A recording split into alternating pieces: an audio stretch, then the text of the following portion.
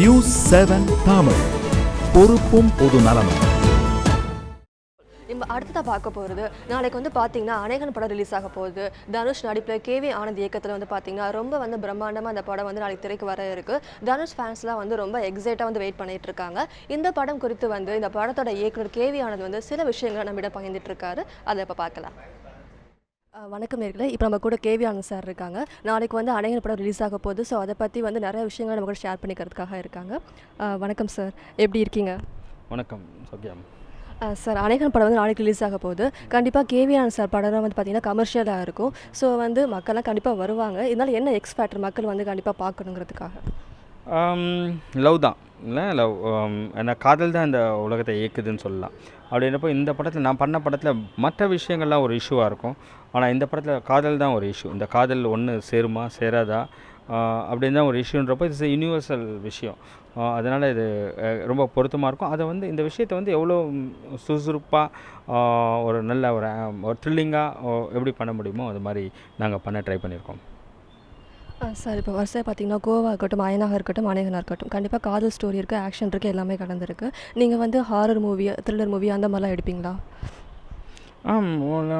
ஒரு படத்துக்கு ஒரு படம் சப்ஜெக்ட் வைஸாக அது பிளாட் வைஸாவது ஒரு மாற்றம் இருக்கணும்னு தான் ஒரு கந்து வட்டி, வாட்டர் டிசாலினேஷன், அப்புறம் youth politics, smuggling, கஞ்சாயின் twins, genetics இப்படிலாம் தாவி வந்திருக்கும்.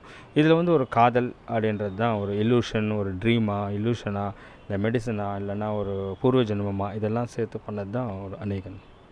இதில் வந்து தனுஷ் சார் வந்து 4 ரோல் வந்து ப்ளே பண்ணியிருக்காரு. ஸோ கண்டிப்பாக ஒவ்வொரையும் வந்து வித்தியாசப்படுத்தி காட்டுற மாதிரி இருக்கும். எந்த அளவுக்கு வந்து கஷ்டமாக இருந்ததா இல்லை ஈஸியாக இருந்ததா 4 தான் தனிமைப்படுத்தி காட்டுறதுக்கு?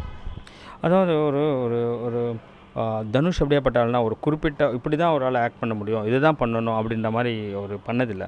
அவரோட படங்கள்லேயே பார்த்தீங்கன்னா ஆடுகளம், செல்வராகவன் படங்கள்லாம் ஒரு மாதிரி படங்கள், வேறு ஒரு கமர்ஷியலான ஒரு படங்களும் 2 படத்துக்குமே பொருத்தமாக ஒரு அந்த கேரக்டருக்கு ரொம்ப கரெக்டாக பண்ணுற மாதிரி பண்ணியிருக்காரு. இந்த படத்தில் பார்த்தீங்கன்னா ஒரு ஒரு ரியலிஸ்டிக் ஆக்டர். ஒரு ஷூட்டிங் ஸ்பாட்டுக்கு வரும்போதே ஒரு பிளாங்க் ஸ்லேட் மாதிரி தான் வருவார். அது ஒரு திரைக்கதை என்ன சொல்லுதோ, ஒரு டைரக்டர் என்ன சொல்கிறாரோ அதை புரிஞ்சுட்டு அவரோட பாணியில் நடித்து காட்டுறது தான் அவரோட பங்கு. அதனால் ரொம்ப ஈஸியாக வந்து அந்த 4 டிஃப்ரென்ஸ் அவர் பண்ணிட்டார். ஒரு ரொம்ப பிடிச்ச விஷயம் வந்து ரொம்ப ரியலிஸ்டிக்காக ஒரு பெர்ஃபார்மன்ஸ். அந்த கேரக்டரும் வந்து ஒரு அவதாரம், இதை பண்ணுறது அதை பண்ணுறது அப்படிலாம் இல்லாமல் ரொம்ப ரியலிஸ்டிக்காக ப்ராக்டிக்கலாக ஒரு நல்ல கமர்ஷியல் அது ரொம்ப கஷ்டமான விஷயம். ஒரு ப்ராக்டிக்கலாக ரியலிஸ்டிக்காக ஒரு கமர்ஷியலும் பண்ணுறதுன்றது அதை அவர் பண்ணியிருக்காரு. நீங்கள் வந்து ஒரு ஒளிப்பதிவாளர் கம் டேரக்டர். ஸோ கண்டிப்பாக வந்து உங்களோட இதுவும் இந்த படத்துக்கு வந்து ரொம்பவே யூஸ்ஃபுல்லாக இருந்திருக்கும். இந்த படத்துக்கு எவ்வளோ யூஸ்ஃபுல்லாக இருந்தது, என்ன மாதிரி பண்ணியிருக்கீங்க? எல்லா படத்துக்குமே இப்போ ஒரு விஷுவலைஸ் பண்ணுறதுன்ற ஒரு விஷயம் இருக்குது பார்த்தீங்களா. ஒரு லென்ஸ் வந்து ஒரு டெலி லென்ஸ் பார்த்தீங்கன்னா ஒரு பேக்ரவுண்ட் அவுட் ஃபோக்கஸ் பண்ணி அது ஒரு மாதிரி ஒன்று இருக்கும், தூரமாக இருக்கிற விஷயத்துக்கிட்ட எடுத்துன்னு வரும். அது வைட் லென்ஸ் போட்டிங்கன்னா பேக்ரவுண்ட்லாம் அவுட் ஃபோக்கஸ் ஆகி அதனோட பரிமாணம். இதனால் வந்து நீங்கள் செட்டு போடும்போதே இவ்வளோ தான் படத்தில் நான் விஷுவலைஸ் பண்ண முடியும். உலகத்துலேயே எனக்கு ரொம்ப முக்கியமான விஷயம் எனக்கு நிறைய கிடைக்கணும்னு நினச்சது விஷுவலைசிங் சம்திங். அதாவது கற்பனையாக கண்ணை மூடிட்டு இந்த முன்னாடியே இந்த செட் இப்படி வரும், இந்த காட்சி இப்படி வரும்ன்றதை நம்ம இமேஜின் பண்ணுற ஒரு சக்தி இருக்குது பார்த்தீங்களா. அதுதான் அது மாதிரி ஒன்று அது இருக்கிறது தான் ரொம்ப ஒரு நல்ல விஷயமா இருக்கும். அதுக்கு தான் நான் ட்ரை பண்ணியிருக்கேன். ஸோ அந்த மாதிரி பண்ணுறப்போ இந்த விஷுவலைஸ் பண்ணுறப்போ நீங்கள் கேமராமேனாக இருந்ததுனால எனக்கு இந்த அளவுக்கு செட்டு போட்டால் போதும், இவ்வளோ ஜூனியர் ஆர்டிஸ்ட்டை கொட் பண்ணால் போதும், இது இவ்வளோ ஒர்க் பண்ண அந்த மாதிரி ஒரு வசதி இருக்குது. இப்போ நான் வந்து ஒரு கதை தோணும். இப்போ எனக்கு ஒரு ஸ்கிரிப்ட் ஏதாவது நான் அப்படியே கண்ணை மட்டும் யோசிச்சா கூட எனக்கு ஷார்ட் டிவிஷனாக தான் வரும், ஒரு லென்சிங்கோட ஆங்கிளில் தான் வருமே தவிர ஒரு பொதுப்படையான ஒரு மேடை நாடகம் மாதிரி வராது. சார், இப்போ வந்து சூர்யா சார், தனுஷ்லாம் எடுத்துட்டீங்க. அதுக்கடுத்து வந்து எந்த ஹீரோ வச்சு எடுக்க போகிறீங்க, என்ன கதை வந்து ரெடி பண்ணி வச்சுருக்கீங்களா ஏதாச்சும்?